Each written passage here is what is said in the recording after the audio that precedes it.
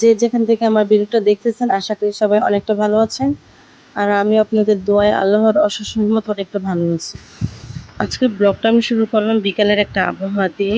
আজ সকাল থেকে অনেকটা গরম ছিল, কিন্তু বিকাল বেলাটা যে এরকম ভাবে হঠাৎ করে ঠান্ডা হয়ে যাবে এটা হয়তো কখনো আশাই ছিল না।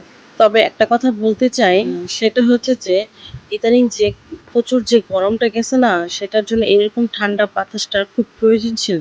আল্লাহ চাইলে কি না পারে, তার যখন যেটা প্রয়োজন সে সেটাই দিবে। এরকম বাতাসটা না গ্রামের মানুষের জন্য অনেকটা আনন্দদায়ক।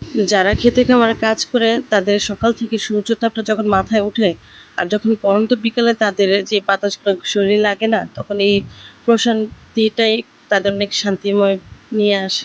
তো আপনারা সবাই গ্রামের এই বিকেলের পরন্ত আবহাওয়াটা নিয়ে এনজয় করতে থাকেন, আর এই ফাঁকে আমিও কিছু কাজ করে আসি।